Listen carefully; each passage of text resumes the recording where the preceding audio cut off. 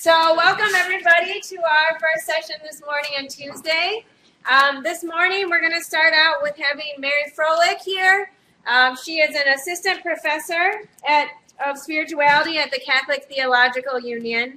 And she'll be giving us a really good overview of what is happening in our common home, what is happening in chapter 1 of Laudato Si. She's here because we invited Ed Foley to come and he wasn't able to come. So we said, well, who should we have? And so he sent her and this is Ed Foley. I'm not sure I can fulfill that. So I'd like to invite Mary to share chapter 1. Thank you. Okay, thank you. And I'm very, very happy to be here with you. And I look at this as a time when we can support one another in growing to understand better what it means to be members of the community of earth creatures, which I think is what Pope Francis has invited us to do with Laudato Si on care for our common home. Looking right away at the very first words, which are very familiar to you as Franciscans, praise be you, our Lord, just what we did this morning in morning prayer. But one of the things to notice is how unusual this is for an encyclical. This is the first time that an encyclical has ever not had a Latin name. So Pope Francis is willing to break the rules. He recognizes that we're in a new time. So today, this first session is going to be both introduction and then the first chapter. So the encyclical begins with Laudato Si, and then it moves quickly into some more references to St. Francis. St. Francis of Assisi reminds us that our common home is like a sister with whom we share our life and a beautiful mother who opens her arms to embrace us. So 3 key images there. The home, that the earth is our common home. And that's really an important shift in some ways, maybe, in people's way of thinking about ecological concerns, that they're not just scientific concerns, they're not just sort of out there, they're as intimate to us as our home, and our home that we share with all other human beings, but also with all the other earth creatures. And that the earth is also a sister and a mother. So right away, he makes it personal and he makes it affective for us. And this encyclical, he specifically identifies it as added to the body of church social teaching. People have said that it's a climate change encyclical, but it really is not, because only a few paragraphs deal with climate change. And others have called it an environmental encyclical, and it is, but what he calls it is a social encyclical. And we'll see why, because for him, these are radically, completely interconnected. So, again, to show how different Francis is, and specifically in this encyclical, normally encyclicals are addressed to the world's bishops, but Francis skips that at the beginning. He doesn't put that address in, and instead, in number 3, he addresses it to every person living on this planet. Now, the Pope Paul VI, Pacem Terris, or was it John the 23rd? Anyway, the Pacem Terris was addressed to all people of goodwill. And so, but this goes in a sense even further. It's to all people, literally, everybody on the earth that he believes needs to hear this message. In July, last July, he gave a speech to mayors of the world, and he summed up his message in Laudato Si, or not everything, of course, but some of the core aspects of it. We cannot separate humanity from the rest of creation. There is a relationship of mutual impact of the environment on the person and the person on the environment. There will be a rebound effect when the environment is abused. And of course, that's exactly what all humanity is experiencing right now. One of the things that this encyclical does is to take a fresh perspective, you might say, on sin. It says, this sister Earth now cries out to us because of the harm we've inflicted on her by our irresponsible use and abuse of the goods with which God has endowed her. We've come to see ourselves as lords and masters, entitled to plunder her at will. The violence present in our hearts wounded by sin is also reflected in the symptoms of sickness evident in the soil, in the water, in the air, and in all forms of life.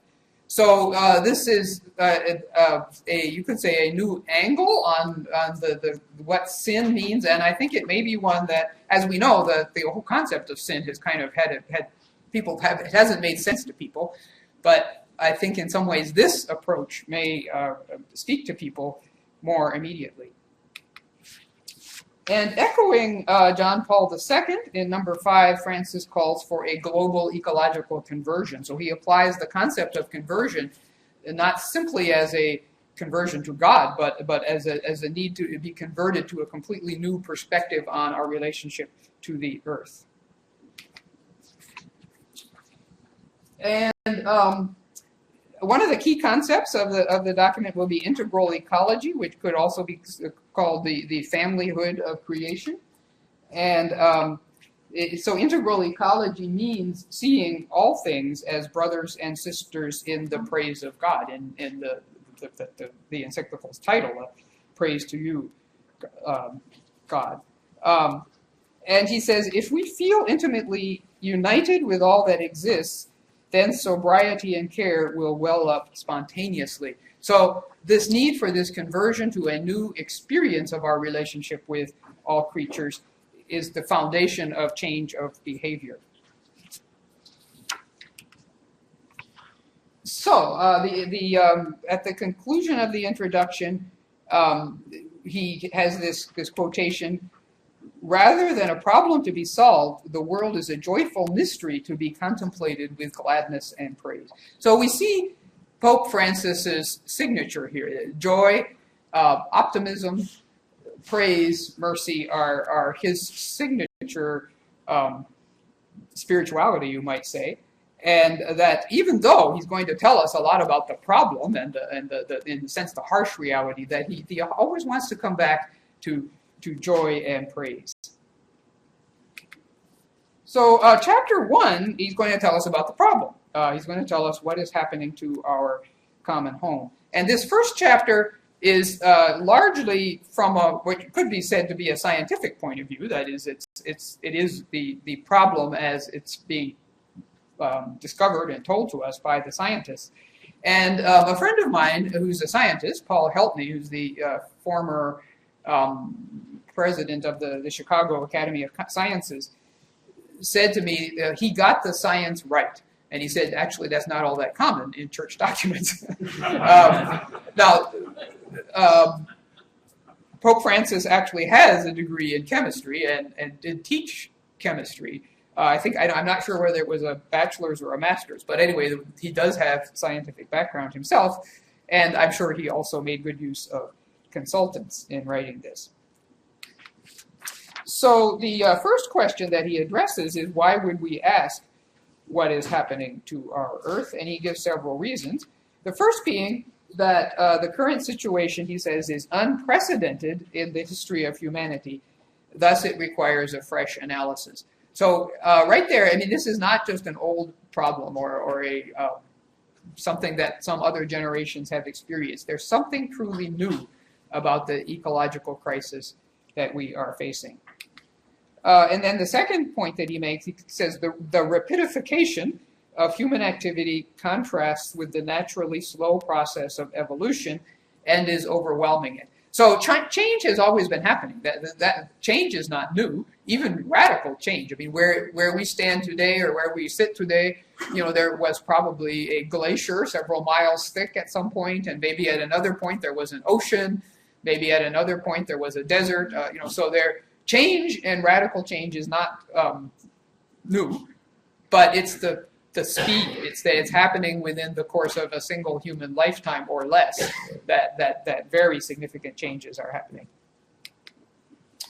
And then he says, our goal is not just to amass information or to satisfy curiosity, but rather to become painfully aware, to dare to turn what is happening to the world into our own personal suffering, and thus to discover what each of us can do about it. So this encyclical intends to make it personal for us and intends for us to change, even if it's only in small ways. But he really does intend for us to change not both our attitudes, our experiential approach, but also our behavior. So chapter 1 has 7 sections, and these are the titles, which I won't read right now because we'll go through them one at a time. So the first one is pollution and climate change. Of course, pollution would be the basis of climate change as well as the basis of many, many other ecological challenges and destructive dimensions. And here's one of the quotes that has been repeated most often. The earth, our home, is beginning to look more and more like an immense pile of filth. And some people have said, well, that's too exaggerated, he shouldn't say that. And yet I think any of us who have gone back maybe to a place that we once admired and loved for its beauty and its pristine quality, often we do find there that if not piles of filth, at least that a great deal of waste and so on is there. So this is a intense statement, but he's saying that we are creating our home is becoming a filthy place. And then what could be considered to be the mantra of Laudato Si, everything is interconnected.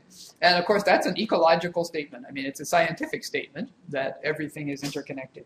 And he takes that up into his teaching. And one of the points that he makes is that he's going to talk a lot about technology, and particularly in chapter 3, critiquing it. And one of the problems with technology is that it tends to focus on one problem at a time. So, if your potatoes have bugs on them, you put pesticide on it, you solved your potato bug problem, but you haven't paid any attention to the entire network of creatures, including human beings, who might be affected by that. And so technology tends to have maybe brilliant solutions, but often not to look at the whole network. He says we've become a throwaway culture. And I think we all know this. If you've ever tried to get something fixed, try and get your watch fixed or your vacuum cleaner, and basically the answer 90% of the time now is you would be better off just to buy a new one. That it will cost you almost as much or as much to get something fixed as to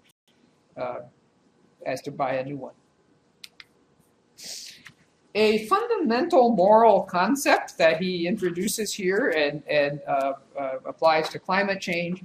The climate is a common good. So a common good is something that belongs to everybody. It doesn't belong, nobody can claim it as their own because it belongs to everybody, and we all participate in it and have an effect upon it and are affected by it. So the climate is a common good and must be treated as such.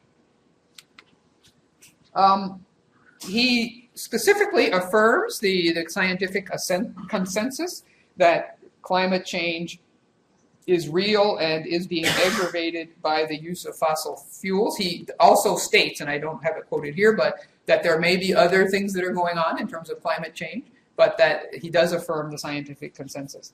And then he says, it is the poor who suffer most.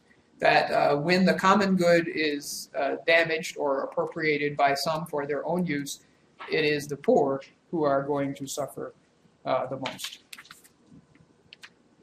The second section of this chapter focuses on the issue of water. And he identifies access to safe drinkable water as a basic and universal human right because it's essential to human survival and as such is a condition of the exercise of other human rights. And then he says, more and more water is being wasted, privatized, and polluted, so that water is becoming more and more of a problematic issue around the world. And he says that increasing water scarcity and poor water quality leads to malnutrition, spread of disease, increased death rates, and ultimately to war. It's been said that the next war will be not over oil, but over water. And even though we may not have seen that directly, but if you look underneath a lot of even the wars that are going on, it is about resource depletion as one of the major contributing causes to wars. The third section of chapter 1 deals with loss of biodiversity. And these are pictures of some creatures that have already been made extinct, some of the large creatures that have been made extinct. I think we've all heard of the fact that now as many as 10,000 species a year are going extinct, many of them tiny little things that we've never heard of, or perhaps don't care about because we've never heard of them. But it is the ripping of the ecological web. And he says, because of us, thousands of species will no longer give glory to God by their very existence nor convey their message to us. And then he says, we have no such right. And his point is that the creatures come from God. God, they don't come from us, and they aren't for us. They are God's. And God has created them to give glory to God and to be, in some sense, fulfilled within God's creation. So we have no right to destroy what God has created in that way. He then talks about various precious ecosystems that shelter biodiversity, and he specifically identifies coral reefs, wetlands, old growth forests, and mangrove swamps as ecosystems that need protection. And then he says, we seem to think that we can substitute an irreplaceable and irretrievable beauty with something we have created ourselves. And so this is a kind of a large type of example, but if we think about it, there's so much more beauty and so much more intricacy and wonder in what God can create and even the pretty amazing things that human beings can create. And he says that we've lost that awareness of that difference.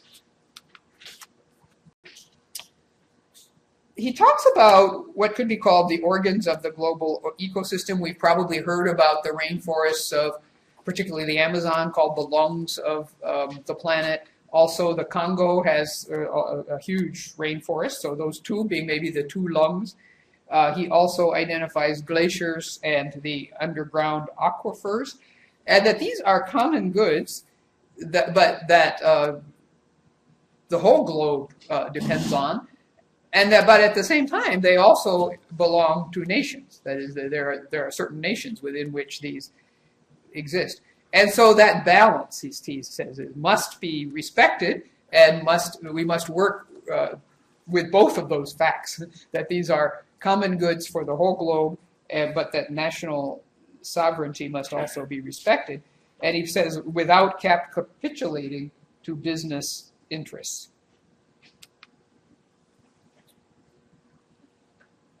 Then he says, we can be silent witnesses to terrible injustices if we think that we can obtain significant benefits by making the rest of humanity, present and future, pay the extremely high costs of environmental degradation. So the poor today, especially the poor today, but all of humanity of the future will pay the costs of what we do today. The fourth section of chapter 1 focuses in on the decline in the quality of human life and in the breakdown of society. And he says, we're not meant to be inundated by cement, asphalt, glass, and metal, and deprived of physical contact with nature. There's actually a book that came out recently, Nature Deficit Disorder, and it's really focused on children, but that many children today actually grow up with practically never having any experience of just being in the out of doors, and that it actually leads to both psychological and physical ill health simply by that lack of contact and experience. So that's children, but it really is true of all of us. And then he comments that when we do have beauty, tranquility, and green space, often it is privatized. This is a kind of a radical example. We see the slums on the left and an enclave of beauty and tranquility on the right. He says the disposable of society are excluded from these benefits. So that phrase, the disposable people, the people who don't count, the people who don't have access to resources. So some of us may be able to go or to even to live in beautiful, green, quiet, tranquil spaces, while other people are increasingly excluded from that. Also in this section, he discusses the problem. He doesn't use the term pollution of mind and body. That's kind of my summary of what he's talking about here when he's talking about substance abuse and overdependence on media for communication. But his point is the increasing personal isolation, the breakdown of social relationships, and the decline of wisdom that is taking place. So that whole section is on the what's happening, how some of these problems of our broken relationship with the earth are damaging us as individuals and as social groupings. The next section, section 5, is on global inequality. And he says the deterioration of the environment and of society affects the most vulnerable people on the planet. And so one of his key points in the whole encyclical is that true ecology is also human ecology. Humans cannot be separated from nature. Everything is interconnected. And of course, because of that, those who have fewer resources, the poor, are the ones who are hurt first. And although he actually quotes this phrase, the cry of the earth and the cry of the poor, which, at least to my knowledge, it was Leonardo Boff who, certainly that's Leonardo Boff's book. He does not identify Leonardo Boff, who of course was a Franciscan but left. So he doesn't give his name, but he obviously has been influenced by his thought. And the next is he repeats a very common Catholic moral teaching that population is not the problem. But that rather, in the way the Pope puts it, is that the problem is extreme and selective consumerism on the part of some. Now, this is a point which has been very much critiqued because, in fact, population probably is a problem. Having 8 to 10 billion human beings on the earth is probably more than the earth. Not probably. I think that according to the scientists, it is more than the earth can carry. So population, I think, is a problem. But obviously, the consumerism is even more of a problem because, as he says, if everybody tried to live like you and I live, it would all be over very quickly. So both are problems, and he's going to focus in on the issue of consumerism. He says the developed countries owe the poor countries an ecological debt, and that he specifically says that we ought to be, the countries, nations, ought to be paying the poor countries that ecological debt. The last two parts of this chapter focus on responses to these problems. And the first being the fact that we're not responding, we as a human race are not responding very well. He says we're called to be the instruments of God our Father. The problem is that we still lack the culture needed to confront this crisis. So again, we need to be converted. We need to be converted en masse, and we certainly have not yet been. And that identifies some of the obstacles to that conversion. One being economic and technological interests that trump the common good. Sorry about the word trump, but anyway. He uses, at least in the English translation, it does say trump. markets that prioritize financial gain over the present and future quality of life, viewing any change as a nuisance based on romantic illusions. And then he says, and this is the one that's going to bite us, he says, individuals may grow in ecological sensitivity, but still don't change harmful habits of consumption. And this is his words. A simple example is the increasing use and power of air conditioning. And, you know, I think that really bites, because I have not known very many people who have actually reduced their use of air conditioning for ecological reasons. There are some, I'm sure, but most people simply regard that as the way life is now, you know, that it's air conditioned and that it ought to be air conditioned. So he really addresses that. He says, you know, this is a simple example of a change that we can make. It doesn't necessarily mean eliminating air conditioning, but thinking less rather than thinking more. And he says that we need to realize, once again, he says resource depletion will increase the risk of war, and then it's a vicious cycle, because the war, of course, profoundly damages the environment, especially when one considers nuclear arms and biological weapons.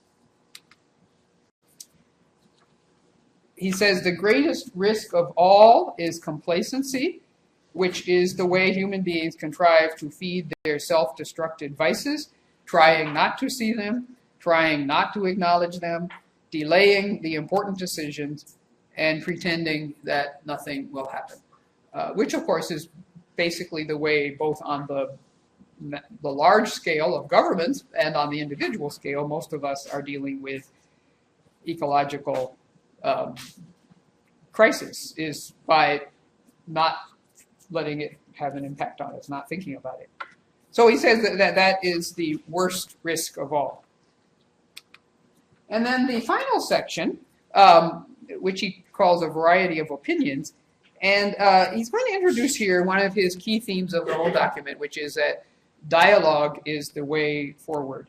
And he says at one extreme in relation to these issues, we'll have those who believe the problem will solve itself through technology, so that the people who really believe that everything can be solved by better technology.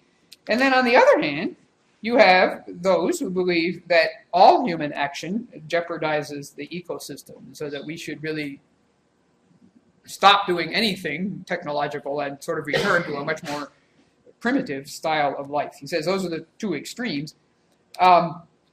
And viable future scenarios will have to be generated between these extremes, since there is no one path to the solution. This makes a variety of proposals possible, all capable of entering into dialogue with a view to developing comprehensive solutions. So again, it's a part of the signature of this particular Pope's approach, really to be open to all the voices, and not only open, but to desire that all the voices enter the conversation and participate in the dialogue. So that's that's the introduction in chapter 1. And I don't know if we have any time for questions and answers, do we? Maybe a couple. Yeah, a couple of questions or answers. And if you want to ask questions, we can bring the mic around to you, or if you want to move up front, you can do that as well.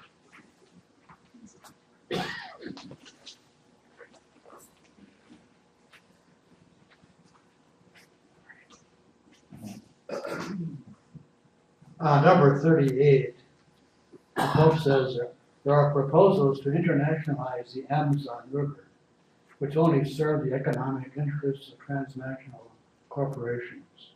Can you say more about that?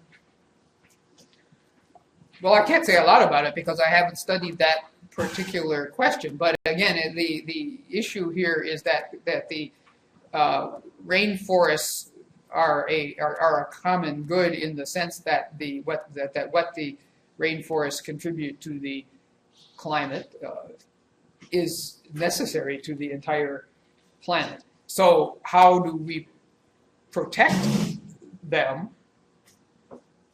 And so one proposal would be internationalizing them But apparently, and again, I haven't studied that particular problem, but what he's saying is that apparently the experts that he's consulted say that this particular proposal actually is more about business getting access maybe to the resources of them. But again, maybe somebody here knows more. So internationalizing would make the problem worse? Is that what he's saying? That's what he's saying. And again, well, there's somebody back there, I think, who maybe knows something. Want to give him the mic?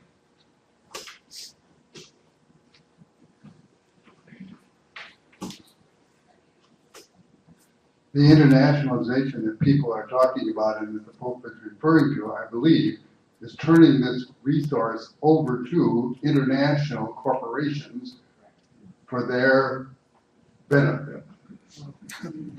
Instead of, as you pointed out earlier, there's this balance between the common good and national sovereignty. These overarching international corporations don't care about anything but profit. That's a judgment of their, on my part, of their motive and intention, and I would welcome any evidence that that is not true. So in other words, the corporations are not, at least not primarily, looking at either the common good or the national sovereignty. Again, these are very complex questions, which the Pope acknowledges that they're complex questions. Some people feel that he was too specific. You know, I mean, there's always going to be critique when you're dealing with controversial issues. So they say, well, he was too specific. He shouldn't identify, you know, very specific things like that. But he consulted many people, and he tried to put in here some of the issues that he felt were most pressing in terms of, and to really give a perspective on them. We have a question from the internet. I think it's from St. Fidelis. The question was, can you speak to why there's an environmentally harmful effect of air-conditioned technology? Well, air conditioning obviously uses energy, and it uses a fair amount of energy. I mean, it is not a low energy technology, so that means that it is in that sense contributing to the carbon, to the input of carbon to the, so behind the air conditioning you're going to be burning oil or coal or gas, whatever it is that the power company uses. So that would be the first environmental impact. And then the chemicals that are used for air conditioning, which I know have improved. I mean, there were some chemicals in the past that were far more damaging to the environment. And I actually can't name what chemicals they use now. I know the old one was Freon, which they don't use anymore, but the chemicals that they use, any chemicals that you use, you know, have some impact, and they have to be disposed of, and often are not disposed of properly. And if they're not disposed of properly, then it can do more damage. But I think the primary one is that he probably is referring to would be the carbon input, and that the more people are using more air conditioning, and making it an assumption of life. I mean, I think back even when I was a child, nobody had air conditioning. And so life was normal without air conditioning. And now, you know, it's rare to go into a home that doesn't have air conditioning, or into a business that doesn't have air conditioning.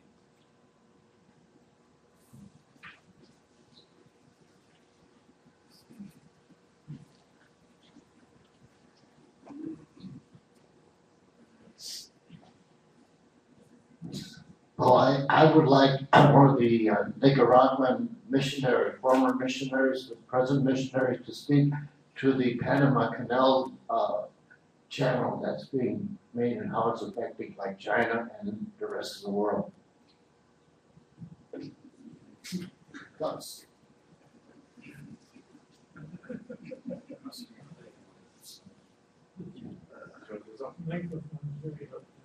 Okay, well, it's a canal much wider than the Panama Canal and much longer, that cuts the country in half. That would cut the country in half. It would be displacing a lot of campesinos. It would be utilizing water resources. They have to build dams and stuff to feed this huge canal.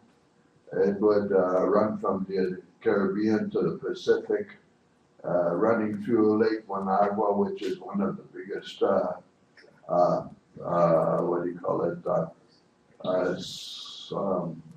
sweetwater lakes of Lake Nicaragua it is, yeah. And pollute that, and so it would be kind of an ecological disaster. And it's being opposed by an awful lot of people, but the company, it's a Chinese company with a lot of front corporations that are and government backing, because supposedly it would create a lot of jobs, but at the same time displace thousands of campesinos and no future for them elsewhere. I think we may have to end here, unfortunately, because you need to get a little break before the next session, and I guess we have to keep on schedule because we've got people, coming in and out from other places. I mean, online from other places. So that's the end of this session, and if you have further questions, Mary will be here for today and tomorrow, and we also had some other further questions online, so we'll make sure to figure out a way to share some of those answers as well.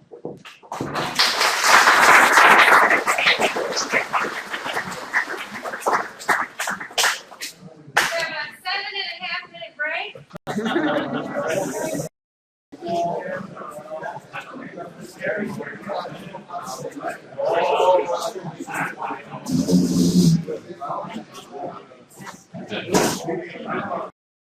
Go ahead and introduce himself to us a little bit, and then go ahead and start with the presentation. He's going to be talking with us about JPIC, Laudato Si, and how it relates to Capuchin charism.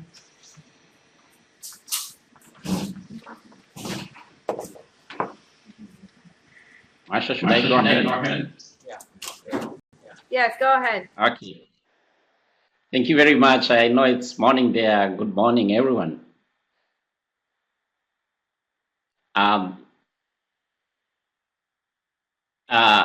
I'm so delighted to participate in this seminar workshop on Laudato Si, as organized by the JPAC office of your province. I'm very grateful, actually, to Brother John Celichowski, who is the president of our Commission of Justice and Peace and Integrity of Creation, but also Masha, for inviting me to take part in this webinar. Recently, also, I spoke to the Minister General, Brother Mauro, and he is so glad. He's so glad that you are carrying out these events to animate friars on environmental issues, not only in your province but also from around the world. I know several other people are following this webinar. He told me that we, as Capuchin Franciscans, we have a responsibility to be good stewards of our environment, following the charism and example of our Seraphic Father, St. Francis. And as you know, 1 year ago on June 18th, 2015, Pope Francis released his historic encyclical, Laudato Si, on care of our common home. And indeed, this workshop, I think, is very timely because it falls exactly on the anniversary of Laudato Si. So in a way, we are joining the rest of the world, including the Global Catholic Climate Movement, is celebrating the Laudato Si week. Recently, I also read an article entitled 1 year after Laudato Si, what has changed? As you know, this time last year, many governments and even the society as such were deep in a political process towards a new universal climate change agreement. The Intergovernmental Panel on Climate Change had provided a scientific imperative to act and to protect people and the climate. And you know very well also the private sector had provided an economic imperative. So the world needed a moral imperative and to take bold actions on that. And I believe that Laudato Si embodies that moral imperative. And I think a lot of people, Catholics and non-Catholics alike, have read the Laudato Si and continues taking bold actions. I don't know if all the friars have read, but some here in Rome have not read. I believe they'll continue reading it.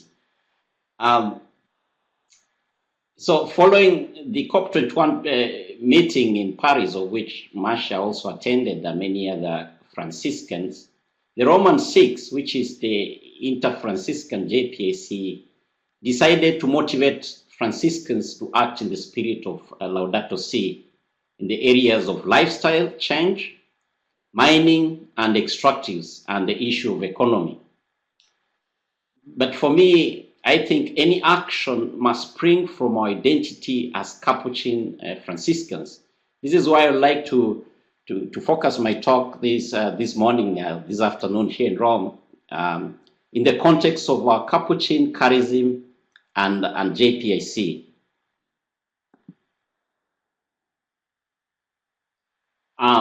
There's a picture we just took from the Dominican Republic, which we meditated with nature, and so I will be looking at several issues, including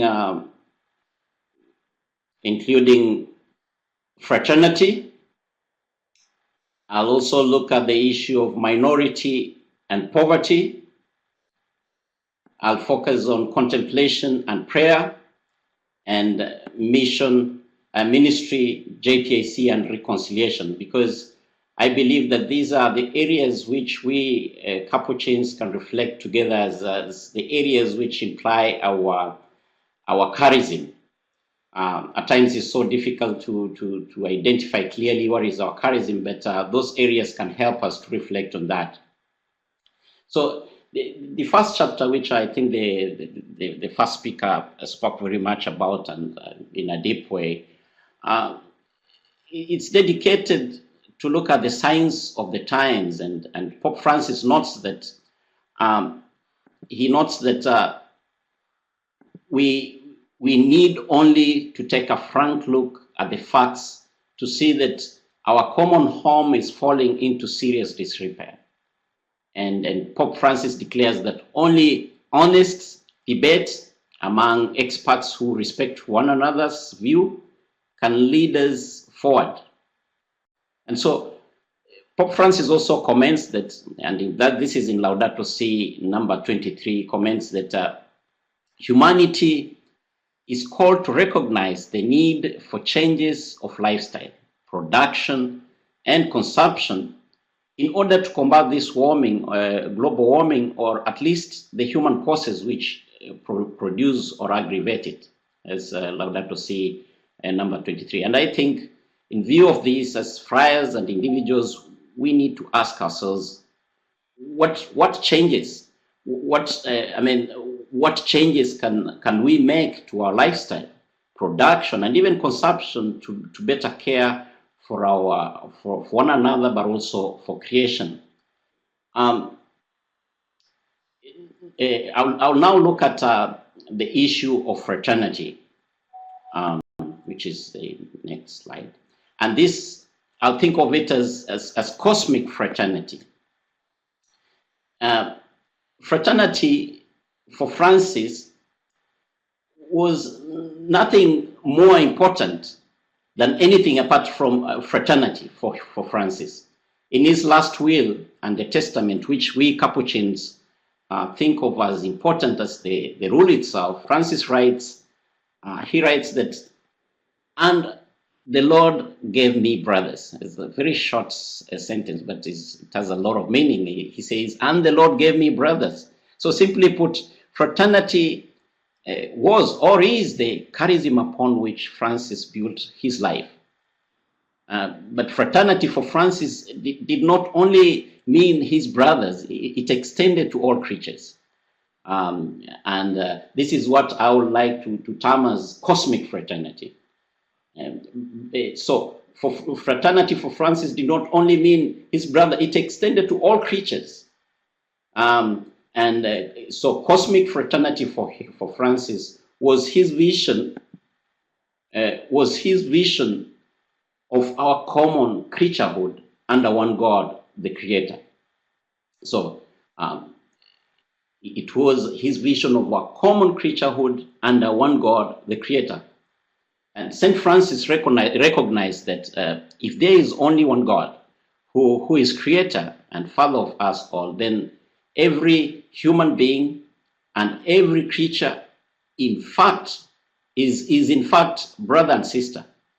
And we are interrelated, and we are called to lives of deeper communion and full and harmony.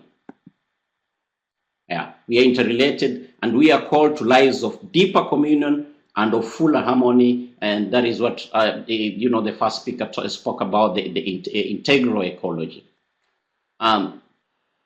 So Francis is suggesting, that's Pope Francis suggesting, that we have to develop an integral ecology as a new paradigm of justice. St. Francis, in his Canticle of Brother, Son, and Sister Moon, he demonstrated that the intrinsic value of each creature by recognizing them as brothers and sisters. Thus, he gave them dignity that they deserve. So integral ecology, therefore, in view of our Franciscan charism and our Capuchin charism, calls for love. It calls for respect. It calls for caring for the environment as our own brothers and sisters, but also caring for each other. And speaking of the intrinsic value of creation, so following the example of St. Francis, it has always been our Franciscan, but also our Capuchin tradition and charism, not to dominate creation, but to care for creation, because it is creation that cares for us, and it has that intrinsic value of which I've spoken about, and dignity. One Wangari Maathai, a country which I come from, was a Nobel Prize winner. She's now dead. She said that the environment can only take care of us when we take care of it, and so then we have a responsibility. Biodiversity as a reflective manifestation of God's perfection means, as Thomas Aquinas will say, the inherent goodness of the created world is grounded in the harmonious interrelationships among its various elements, as St. Thomas Aquinas in Summa Theologiae. So there's each organism as a creature of God is good and admirable in itself. And Pope Francis states in Laudato Si number 33 that the inherent goodness of created, that's the next, It is not enough, however, to think of different species merely as potential resources to be exploited, while overlooking the fact that they have value in themselves, as Laudato Si number 33.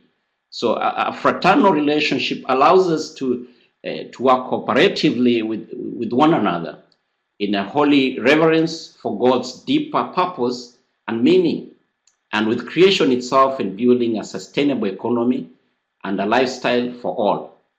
So immediate profit cannot be the sole or overriding a reason for everything we do as brothers or as society at large.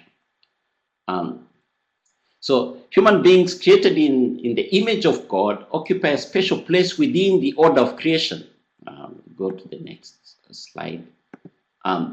As Capuchin friars, we are called to be good stewards of the environment. This not only due to our charism, but also as a moral responsibility. And I think each one of us would know that that is our moral responsibility. And for me, a good steward is the one who is entrusted with some responsibility to be accountable to the Creator, to God at the end. Since we occupy a special place in the order of creation, So we are called to utilize. We are called to utilize our God-given abilities responsibly in the role of stewards of, not lords over, the rest of creation, which has its own intrinsic value, but to be good stewards of it. So we have to enter in, to cultivate a relationship of mutual responsibility between human beings and nature. We have to be interrelated, interconnected with each other, with nature and with God. This is why Pope Francis says in number 66 that human life is grounded in three fundamental and closely intertwined relationships: with God, with our neighbor, and with earth itself. Laudato Si, number 66. The question that I wish to ask fraternally is then, how can we build a sustainable cosmic fraternity following a Capuchin life and charism?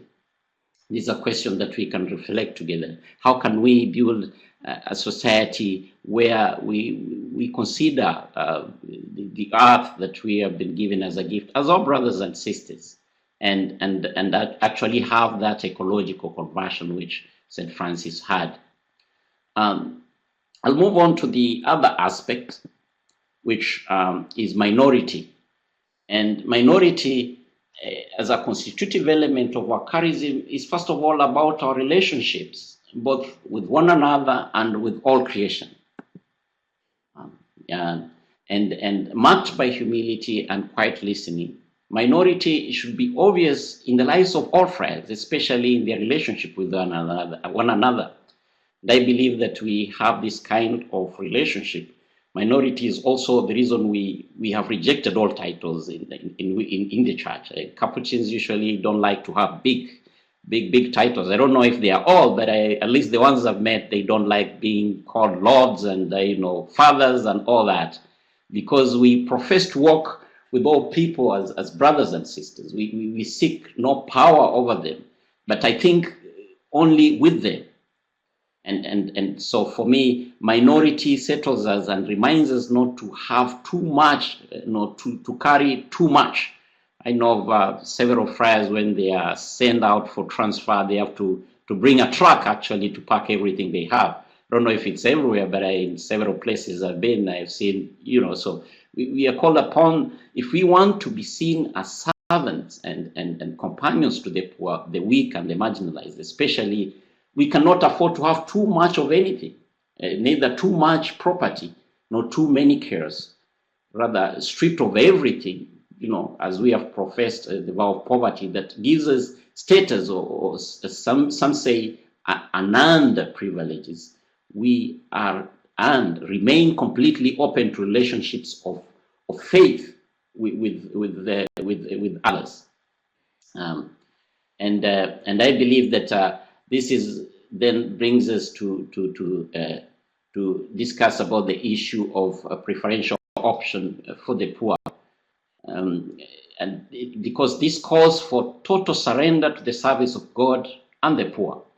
This is what John Paul II called preferential option for the poor. That term is no longer used widely, but Pope Francis in Laudato Si number 158 says this means changing. It means changing the structures that cause sin, that cause all these problems. And Pope Francis, in his letter to the religious, he says, in the present world with passion, he asks that we continue to incarnate our charisms among those directly affected by an economy of exclusion, where human beings are themselves considered consumer goods to be used and then discarded. And you'll see some of those things reflected in Evangelii Gaudium. He says the new idolatry of money, which deprives from the denial of the primacy of human person, a financial system which rules rather than serves, rampant inequality, which spawns violence, of course, and an array of other cultural concerns such as secularism, the breakdown of the family. He says these threats hinder the faithful from sincerely and joyfully sharing the gospel and prevent others from hearing it. And I think that's a very important piece to reflect on. So the Gospel of Joy asks of us to be true to our vows and charism, and faithfulness and authenticity to our vows as Capuchins is to intently listen to both, as the first speaker said, both the cry of the earth and the cry of the poor. Yeah. And in our plenary council, number 7, we are reminded that minority actually means we need to build an authentic authority without power, which dominates. Extend fraternal relationships to all creation on the social periphery. That is PCO Plenary Council 7. It further reminds us that to live minority fully, we must seek, first of all, other-centered relationships. Second, a culture of peace based on the confident choice of vulnerability. And third, leadership and pastoral action based on service and participation, and an ethic of justice based on the fact that we are all brothers and sisters, and to have that new commitment to dialogue in the spirit of St. Francis. Then the question that I would like to set upon is also, how are we called to fulfill our obligations in justice to those who are poor in the society? Because we have these poor people everywhere, and in all society, you'll find a big number, the gap between the rich and the poor expanding. So clearly, therefore, minority ought to be our first priority, a gift or a charism without which we cannot hope to live in the spirit of Jesus and Francis. We'll move on to the other slide. And then we move on to the ministry of justice, peace, and integrity of creation. I know much will be dealt with by John here, but integral to our way of life as Capuchin Franciscan friars, and above all to the Christians, are the values of justice, peace, and integrity of creation. And I think for me, justice, peace, and integrity of creation is the conscious prayer, value, and action to transform the world in the spirit of the gospel through lives of justice, peace, and care for the integrity of creation. So throughout the biblical history, and particularly in Jesus Christ, God reveals his desire to recreate humanity and creation. The declaration of Jesus in chapter 4, Luke chapter 4, taken from Isaiah, underlines this idea that the Spirit of the Lord is upon me, therefore he has anointed me. He has sent me to bring glad tidings to the poor, to proclaim liberty to captives, recovery of sight to the blind, and release to prisoners, to announce a year of favor from the Lord. I believe that this is a very important aspect. It defines the ministry of Jesus, and we as people who follow the gospel way of life, it should define our ministry too. Indeed, we live in very challenging times with conflict, wars, refugee crisis here in Europe. As you may have heard, the new report from the UN says that we have now over 60 million refugees and migrants around the world, which is the biggest number. Even after the Second World War, we did not have such a huge number. So the declaration of Jesus in this it's very important, because it inspires us to work, to go out there to look for those who suffer, those who are in prison. We must stand up as friars of this age to face these challenges and make a difference. This can only be possible through commitment to our charism and values of JPAC. We have to take advantage of the new enthusiasm, I think, from Pope Francis. He has put this new spirit of JPAC, and I think we as friars, it's very important to take advantage of this new spirit. And so JPAC tries to promote that, and go to the next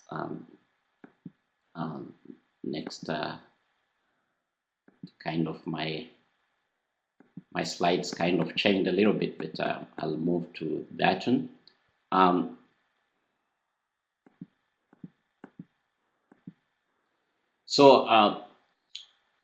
For me, JPAC is our way of life and our DNA, as one of the generals of OFM said that JPAC is our DNA. And as I said earlier, this is reference to the slide that I jammed, is that contemplation means for us as Capuchins being in the presence of God for social, political, economic, and ecological transformation through our prayer and seeing seeing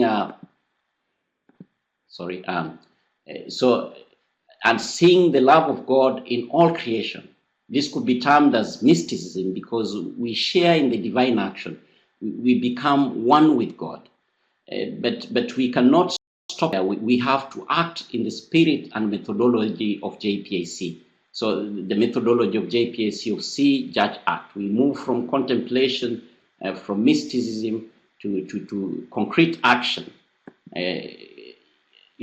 We have to create a more just and peaceful world for all of creation by advocacy work, like what we do with the Franciscans International, and social action, feeding the poor. I know your province is very good in this, advocating for human rights, right to water, fighting extreme poverty, and the Franciscans International, this is one of the priority areas, making the governments to identify extreme poverty as a human rights issue. And so in doing this, we attend consciously to the presence of Christ in others and honor God in all creation. This is what I will term as prophecy. Why? Because we are sent to participate in the action of God by announcing and challenging and transforming the structures that cause conflict, that cause extreme poverty, that cause people not respecting human rights.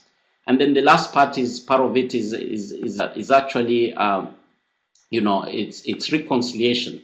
Reconciliation is given the evident harm that human beings have caused to various aspects of the natural world and the ongoing violation of justice as a resource, are exploited and often wasted by a minority of the world's population.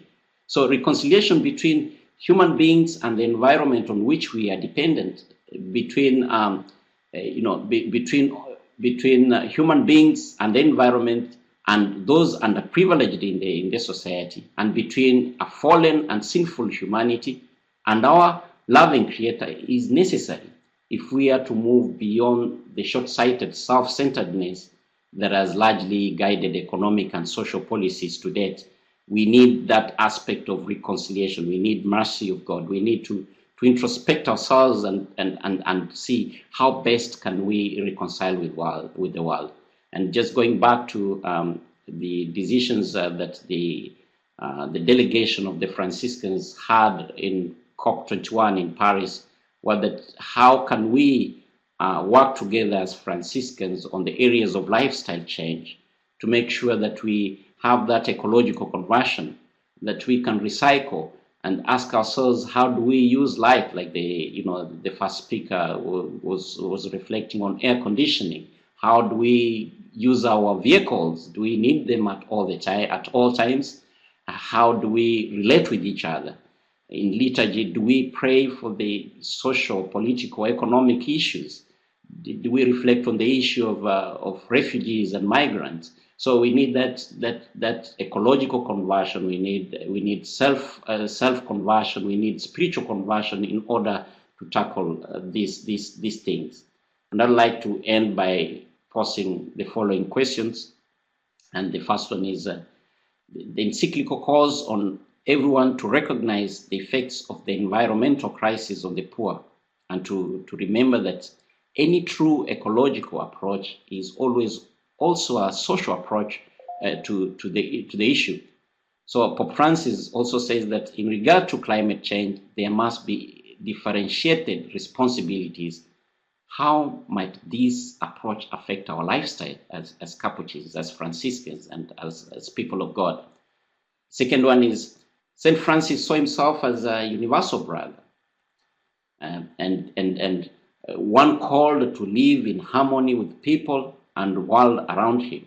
How can we better reflect that harmony in our own lives as Capuchins, believers, citizens, social workers, and consumers?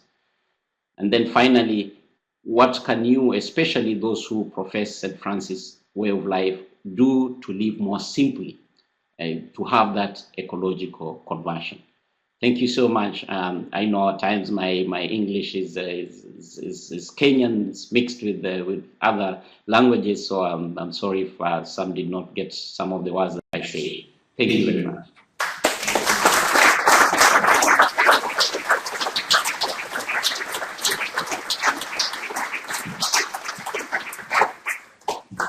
So we're going to go ahead with John, following John, and then we'll do question and answer. Before I begin my presentation, I'd like to take a sip of water from my environmentally sensitive bottle.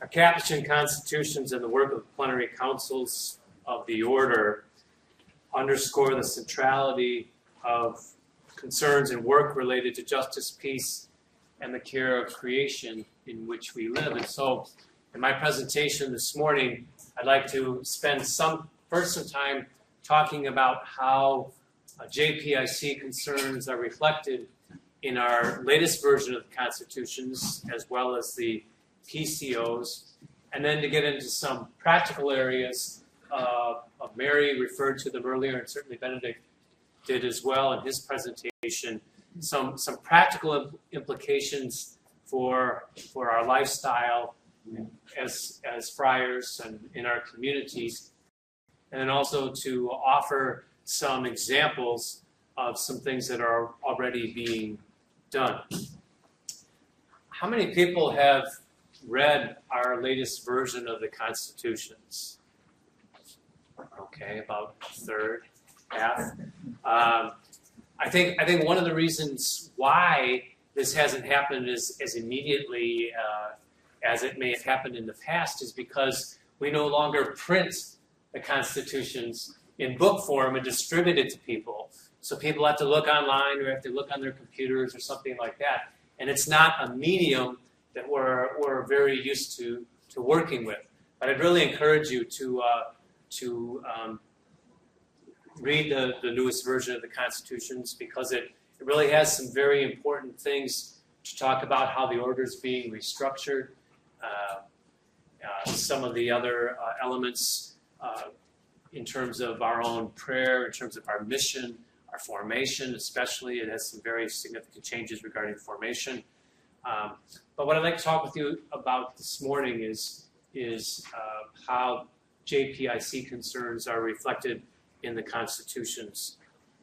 If you go to the paragraph 72 of the constitutions, or part 72 of the constitutions, it says, "We express our solidarity with all the brothers and sisters of the Franciscan family, and in collaboration with them, we share with all the people of goodwill the commitment to promote justice and a fair distribution of resources." Constitutions go on to say that we promote a culture of sharing, raising people's awarenesses that the resources are meant for everyone and must be used with a sense of responsibility for future generations. In this way, the constitutions go on, we endorse genuine economic and social development based on ethical and religious principles, founded on a heightened sense of God, of the dignity of the human person, and of justice and peace for all peoples. Now, our plenary councils have been talking about JPIC concerns from the very beginning. If you go all the way back to PCO 1 in Quito in 1971, it said that as men of justice and peace, all the friars are urged to exert an effective influence and to remove whatever injustices may be inflicted on the peoples of the third world by their governments, or going back to what Mary was talking about earlier today, or by national or international economic and commercial organizations. In PCO2, as we reflected on our life and our practice of prayer, it urged us to pray as lesser brothers. Our prayer, it says, ought to be the cry of the poor in the sight of God, and we should effectively share their condition. With regards to our missionary life and activity from Motley in 1978, it says that the church's deepest identity is found in her essential mission to spread the gospel.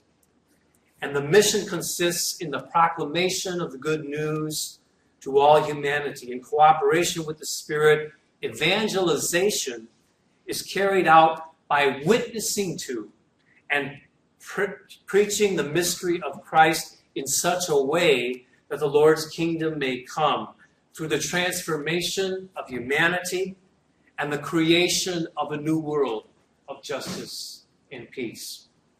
In 1981, we got into the area of formation in PCO4.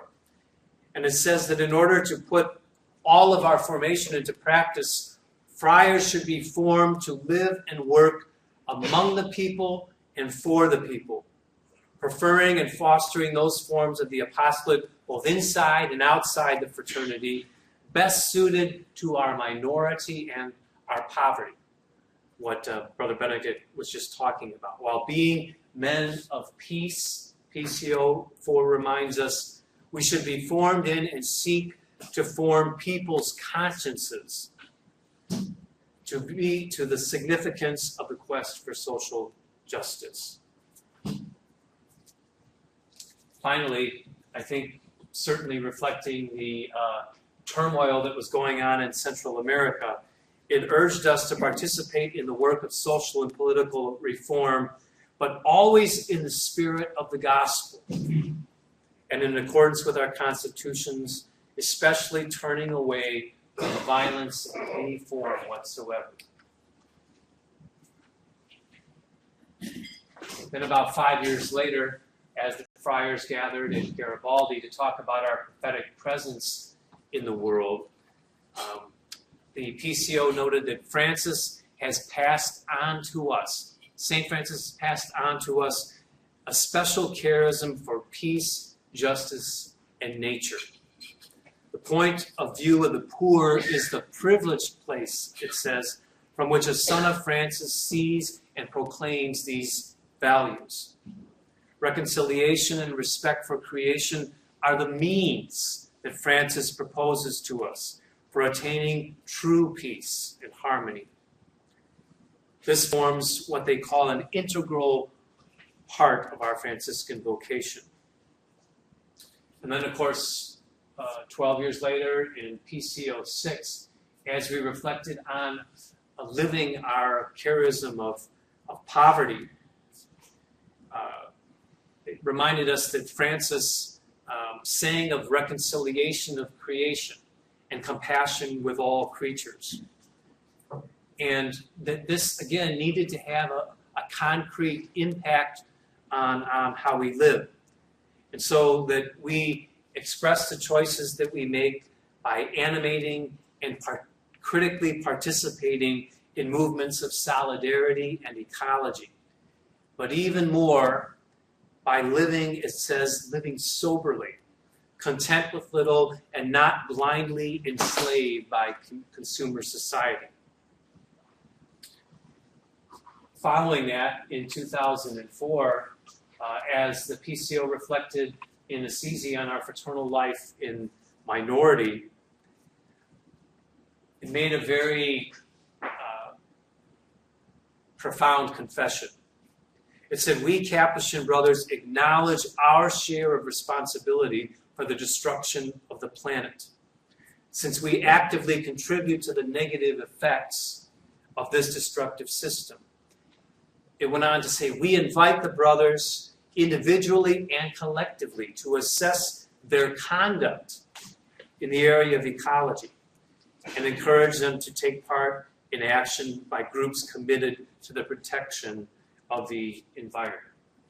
And then finally, just last year, as we reflected on the grace of working, PCO 8 encouraged us to collaborate with all the institutions that work on behalf of the poor, the marginalized, and all the persecuted, especially those that proclaim peace or promote peace and justice and the integrity of creation.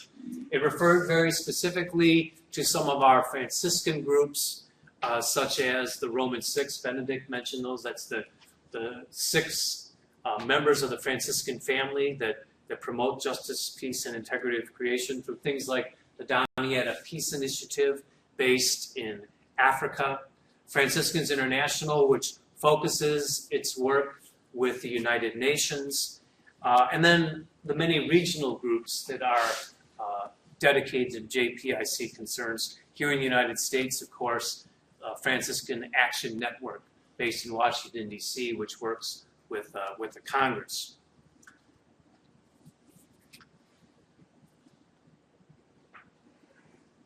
So how do we integrate these JPIC values?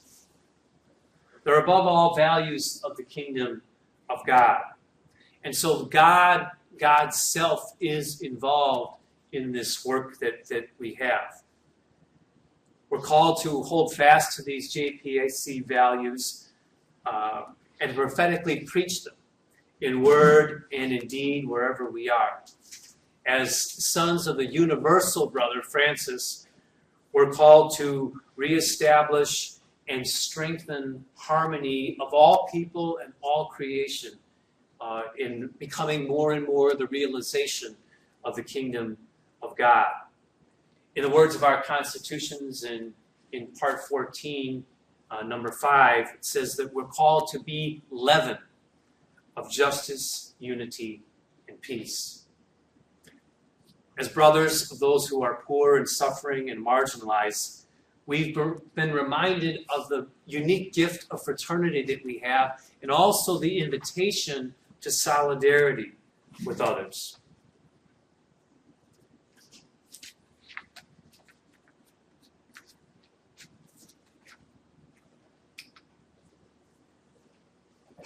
So this is where the rubber hits the road in the changing of our lifestyles. We're called to make them more consistent with these JPIC values that we promote. In order for our preaching about JPIC to be credible, we have to live it. Surely we have to denounce all that works against justice and peace and wounds our coexistence with all creation.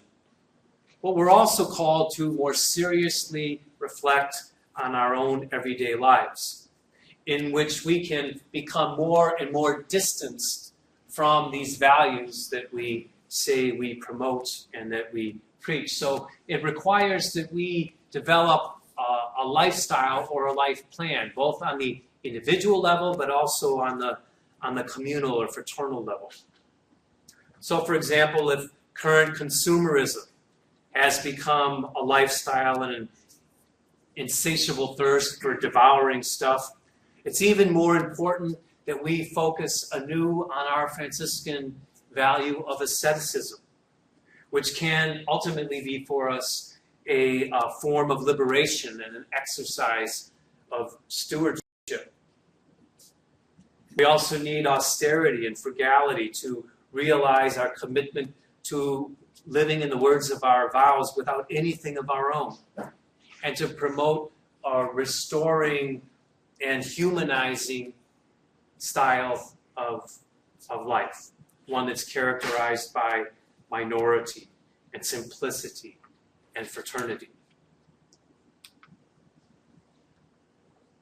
So these JPIC values then are lived out in a variety of different places. In St. Conrad Friary, for example, they have solar panels. They use LED lighting, which is a step, if you will, a step down from incandescent lights to fluorescent lights to LED lights, which provide a light that we need in our homes for a fraction of the cost of other forms of light. They have low flushing toilets that save a tremendous amount of water. And David Proust said that the solar panels that they installed there and before that at St. Charles use approximately 50% less energy to heat water. And they have a payback rate of approximately 2.5 years. So what are these JPIC values? First is education and formation toward a culture of life, peace, and nonviolence. It includes development that leads to real human progress and not simply to the enrichment of what Bernie Sanders would call the 1%. An economy that's marked by justice and solidarity, an economy that puts the human person at the center of all economic activity. Promotion of nonviolent solutions to conflict, acceptance of others, and pluriformity, defense of the environment, responsible investment, and interfaith dialogue. How do we approach all those things then? We, in the JPIC movement, particularly in the Capuchin order, go back to a methodology that was proposed by Cardinal Cardine, I hope I'm pronouncing it correctly, who was one of the great fathers of the Second Vatican Council. See, judge, and act.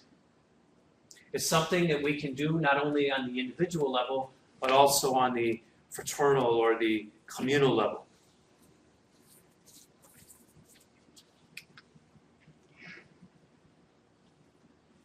We're called first to see.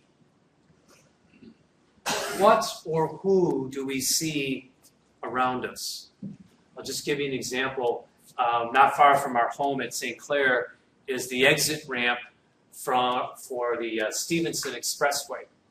And if you go on that exit ramp at any time during the day, more than likely you'll see 1, 2, as many as 4 or 5 people with signs asking for money. And I've observed that a number of times as I've gotten off the exit ramp or prepared to go on the entrance ramp. And it's very interesting that when people don't want to give money, the first thing that they do is pretend that the person asking for it isn't there. They just stare straight ahead and they ignore that person. We're also called to judge. Of course, Pope Francis has very famously said, "Who am I to judge?" But he implies, of course, condemnation, which is distinct from making judgments. But as we judge, what kind of biases do we bring? What lenses do we see through?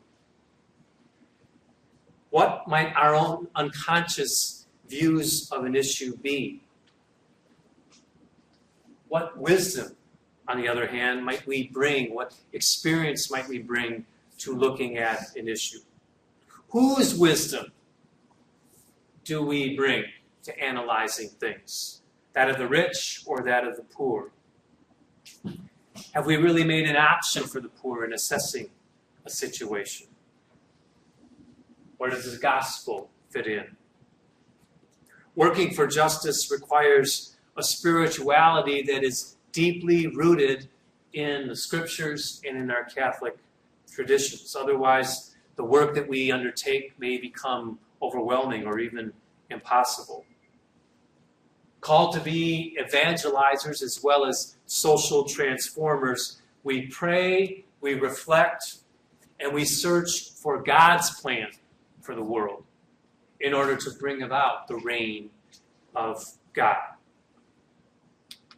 And finally, we act.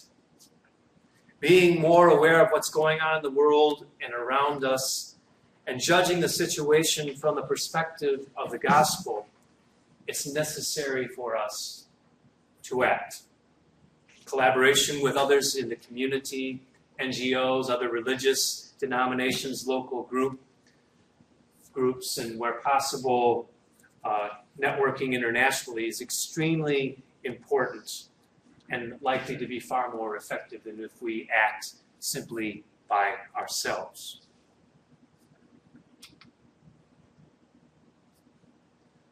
So how do we do this in our daily lives? I'd like to suggest a number of different ways that we can look at very practically.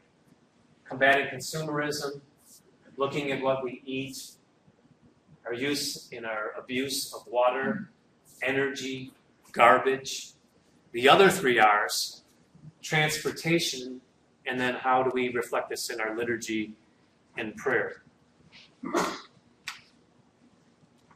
So in order to combat consumerism, which feeds on the dominant global economic system and compromises our authentic witness to minority and itinerancy, when we commit to combat consumerism, we first agree that we will use judiciously and preferably avoid altogether consumer goods that are signs of power or ostentation and self-enhancement.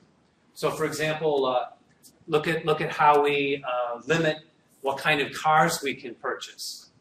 You can't purchase a BMW on $17,000. Well, at least a very new one. Okay.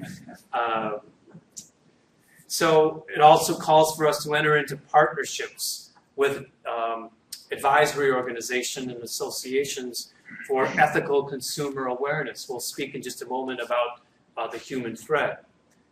And then finally, to collaborate with organizations that defend life, nature, and biodiversity and promote a rational and ecologically sustainable use of our resources. Here's some food for thought. It's not only how we choose to travel or how we heat our homes or cool them that determines our carbon footprint. What we eat also has a climate impact. Understanding the resources that go into producing our meals can make us more aware of the relationship between food and climate change and help us to make better choices. There are several factors, for example, that contribute to food's climate impact. How low on the food chain it is, how much energy is used to produce it, whether it's grown organically or with the use of chemical fertilizers, and how far it has to travel from the farm to our table. Throughout the world, food production is becoming increasingly aggressive. The Amazon rainforest is being destroyed by burning in order to cultivate, among other things, soybeans, which are considered a cheaper way to raise cattle in countries like Brazil. Intensive agriculture uses pesticides and chemical fertilizers that poison fields and water and leave residue in the food crops. In fact, this morning when I was driving here, I was listening to Wisconsin Public Radio, and they were talking about the problems the Department of Natural Resources is having in monitoring all the agricultural runoffs from these huge farms that now have 2,000, 3,000 cows. Raising cattle is becoming more and more like a factory process, where the animals are treated like items on an assembly line. If we look at our seas, industrial fishing fleets are threatening biodiversity and food chains and destroying the bottoms of the sea. Speaking of the sea, water, life of the earth, and we, especially in our province, are blessed by having access to one of the greatest sources of fresh water in the entire globe. As was mentioned before, water is necessary for human life. Pope Francis has renewed the call for it to be considered an essential human right, access to fresh water. And its use is vitally important not only for us, but for the rest of our environment. Water is a renewable resource, but it's also very limited. Although 3/4 of our globe is covered with water, only 1% of that water is capable to be used by human beings.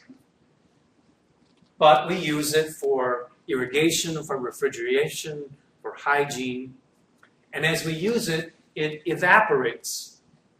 And not all the water that evaporates returns to the earth because it falls into the sea, where it, of course, becomes salt water. So this, together with climate change, appears to be creating drier conditions. We can look to our brothers at the novitiate in California, and in the very county in which they live, there's a huge wildfire burning as we gather here this morning. So our goal should be to reduce our water consumption and promote all over the place consumption that's more responsible rather than trying to just increase the supply. Let's look at energy. To stop climate change and to reverse the damage it causes, we need to look at our personal, communal, and social consumption of energy. We can promote energy that's clean and renewable. We can conserve it by finding ways to use it more efficiently. We can use it more efficiently in our cities, in our buildings, in our industries, in our choices for transportation, our homes. And finally, we can cooperate and share with others who have similar experiences and desires. We also need to look at our garbage. Viewing nature solely as a source of profit and gain has serious consequences for our society. Since the market tends to promote extreme consumerism in an effort to sell its products, people can easily get caught up in this whirlwind of needless buying and spending. Consumerism is inevitably associated with the squandering of our natural resources, pollution, and the creation of more and more waste. Where do we find the raw materials for so much consumption? Where are we going to put all this garbage? What can we do with our waste? Our garbage and waste produce a large amount of methane gas, a greenhouse gas that's even more dangerous than carbon dioxide. Every kilogram, or 2.2 pounds, of methane dispersed into the air produces the same greenhouse effect as is produced by 21 kilograms of carbon dioxide. And so for this very reason, we need to find a different way of dealing with this challenge of garbage. And one way that we can do that is through the other 3 R's: reducing, reusing, and recycling. The first rule for the protection of the environment is the reduction of consumption. It cuts down on the waste of natural resources, on the amount of trash and pollution. And by reducing the amount of stuff that we use, we can also decrease the energy that's needed for its manufacture, for its transportation and distribution, and for its disposal. The more that we can reuse items and avoid them being single use, the better. We can also recycle. Our garbage can become a new resource. Cardboard and magazines can be made into boxes. Recycled plastic can be used to produce water pipes, mattresses, bottles, other kinds of containers. Glass and aluminum can be recycled to make new products. And more than 50% of our domestic waste in our homes can be recycled as compost. We can also look at how we move through our transportation. The issue of transportation and the environment is somewhat paradoxical in nature because transportation also conveys substantial socioeconomic benefits. At the same time, it's the dominant source of emission for most pollutants and their multiple impacts on the environment. And so we need to be aware of our human, social, and environmental impacts of how we use transportation. We can talk about emission of greenhouse gases due to the use of petroleum and its derivatives. Transportation is the single biggest contributor to the greenhouse effect. We look at how transportation is affecting the increase in respiratory illnesses, in nervous disorders, and premature death due to pollution. The environmental impacts of more and more highways and high-velocity corridors, all the deaths that occur on our highways, the impacts of airplanes on our ozone layer. And yet we know, don't we, that the transportation is essential to nearly all of our activities.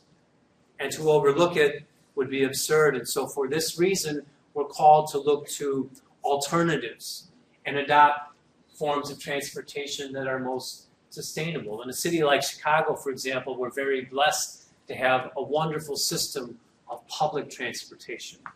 So we don't have to take, for example, we don't have to take our cars to the airport. We can just get on the L train and be there in 15 minutes, saving energy. Of course, having all this outside of our lives is important in terms of our daily lives, but essential is also our liturgy and prayer. Liturgy is at the center of our lives as Capuchins and as Catholics.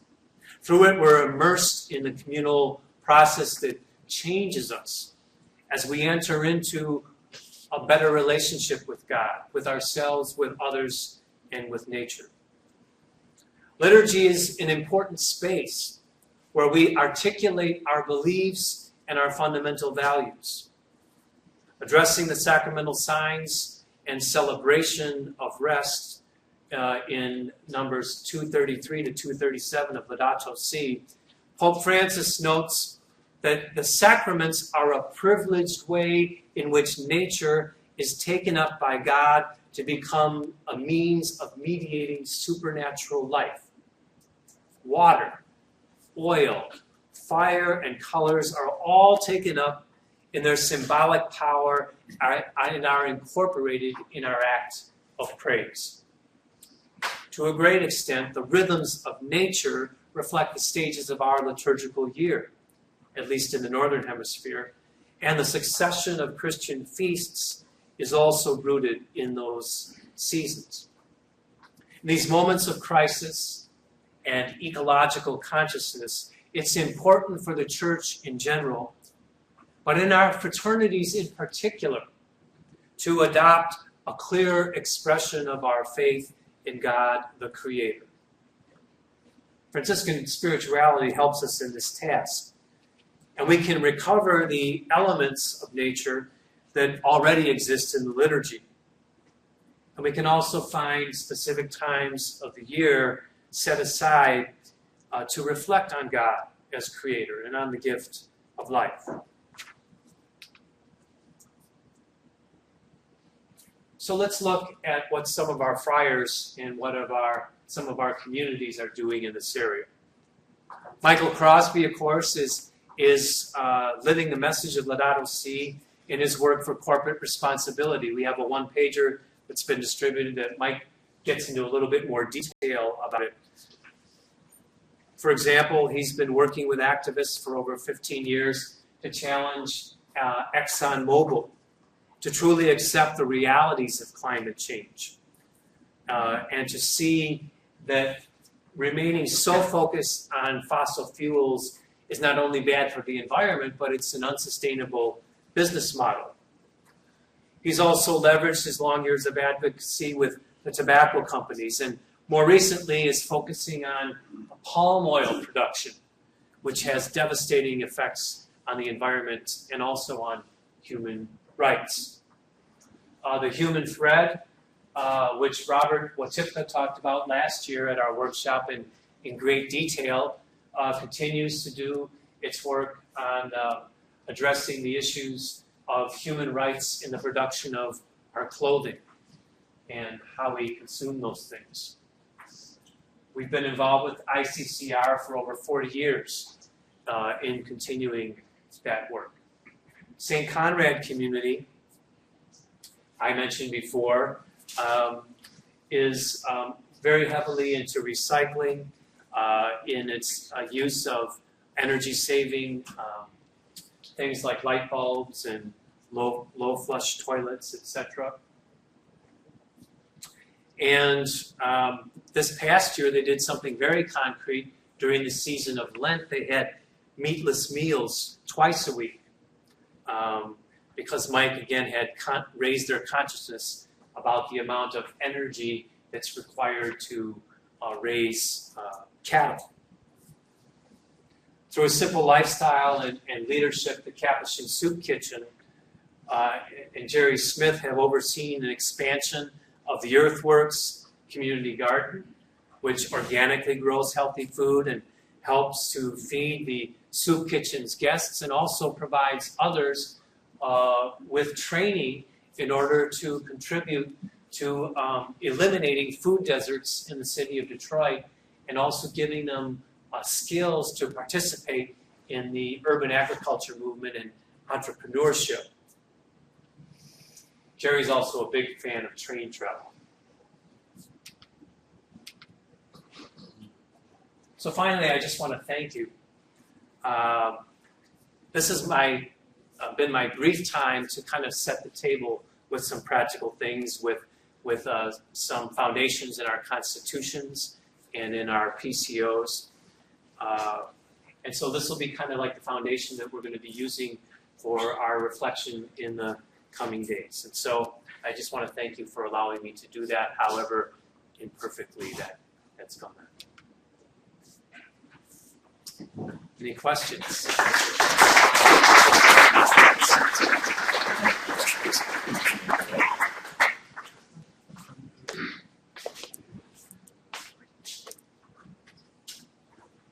We're going to put Benedict back on so that we can see him. Okay.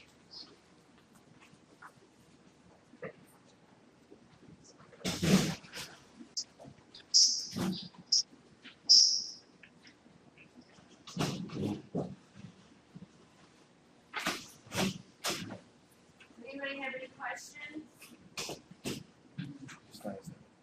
Yes, Glenn? I just like to add something. That is meat production. In Latin America, especially in our area, in Central America, our farmers producing more meat because they get a better price for life. But we're doing is cutting down trees, and causing that reason, we have a lack of source of air, extreme heat, doesn't have water. Also, our production of grain is cut down so that they have to buy grain to produce, buy it because the cattle eat it, and also they don't raise it. So it's a vicious circle. Definitely, definitely.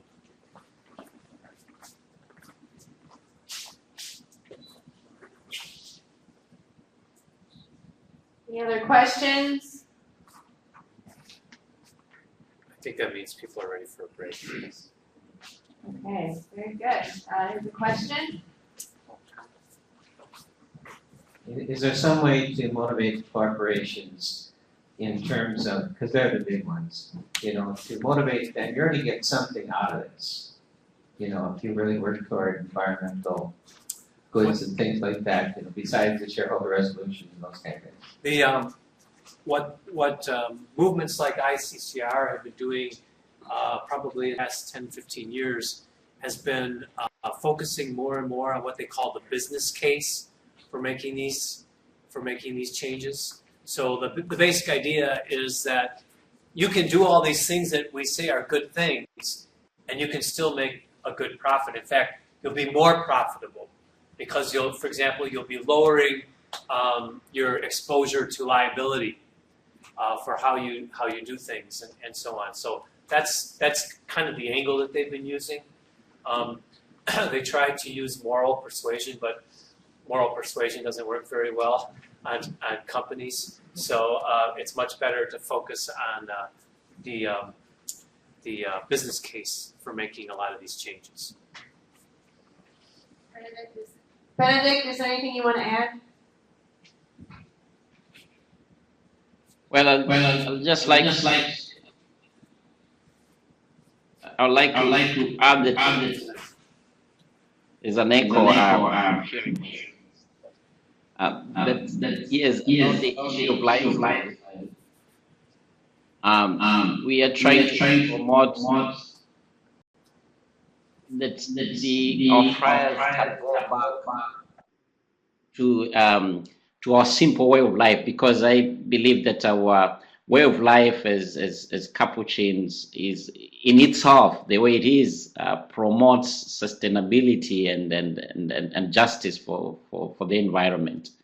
And so with our office here, we've been trying to build structures that can support that within the order. And recently when I was in South America, the friars are planning to start an international community that will protect the Amazon, which will be very interesting, and we'll be asking friars from all over the world who want to live in that region to kind of live and be part of nature in that part of the world. And we are trying to identify a particular place, and there are several other initiatives around. So already following our charism and our constitutions, I believe that several friars are ready to do a lot of things in support of the Laudato Si. Just next month, we're also having another training in Indonesia. The friars there have over 400 acres of land, and part of it they want to turn it into an eco farm, which is very interesting. And again, to build a community that friars can be part of and feel that they are also living the indigenous people there. So it is possible, and I think we are on the right track if we persist in that way.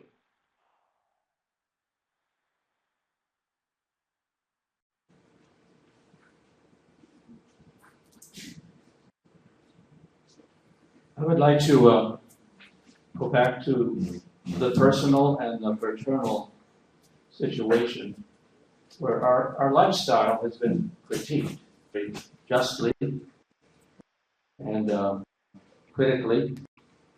And I know I feel guilty sometimes to drive a car or to eat some foods that are presented.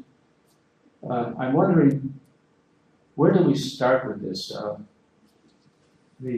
Sometimes our lifestyle is determined by others. We have to be at this meeting or this church or this gathering.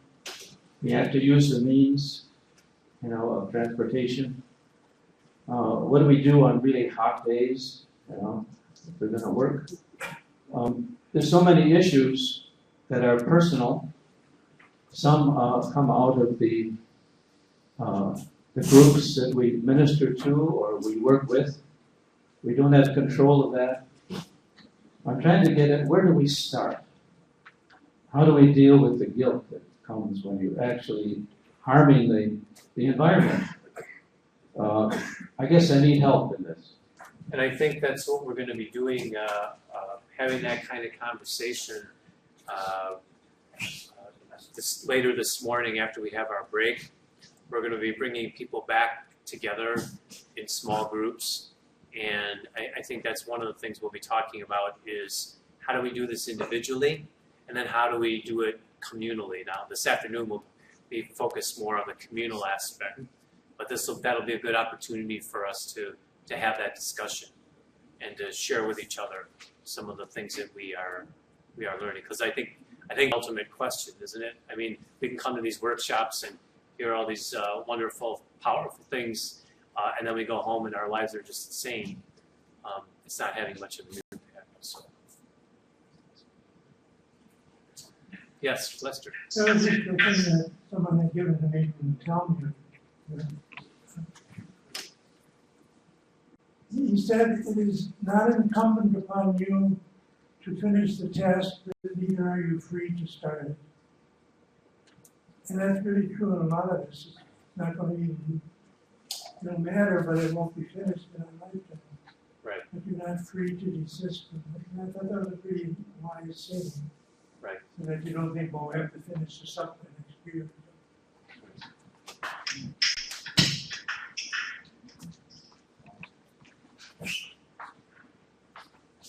Anything else?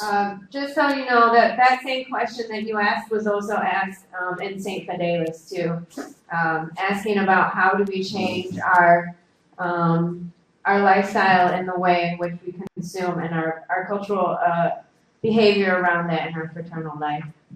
Is there anything you want to add to that, Benedict?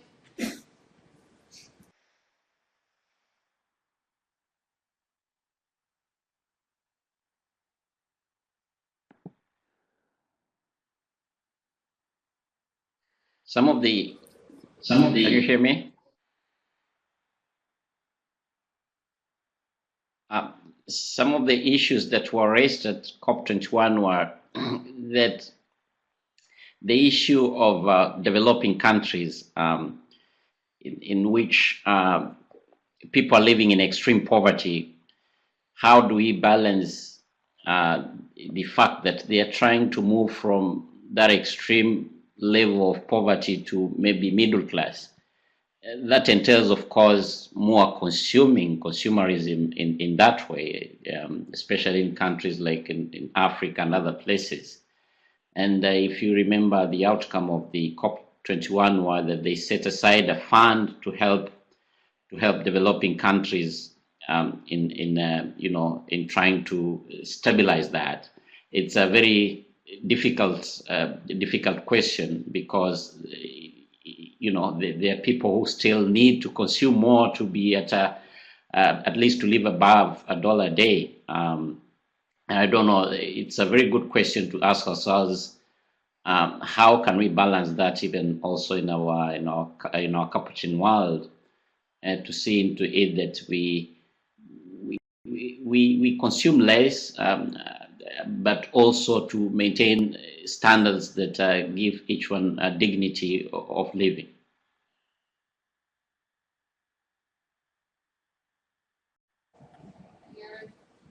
Any other questions? Okay.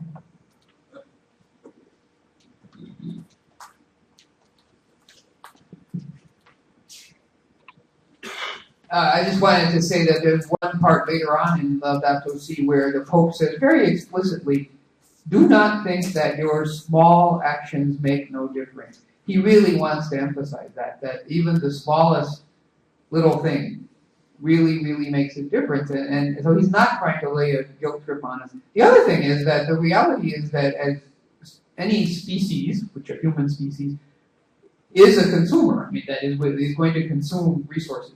So we don't have to feel guilty about the fact that we consume resources, but it's to try to move toward being more aware, more responsible, even in the smallest ways.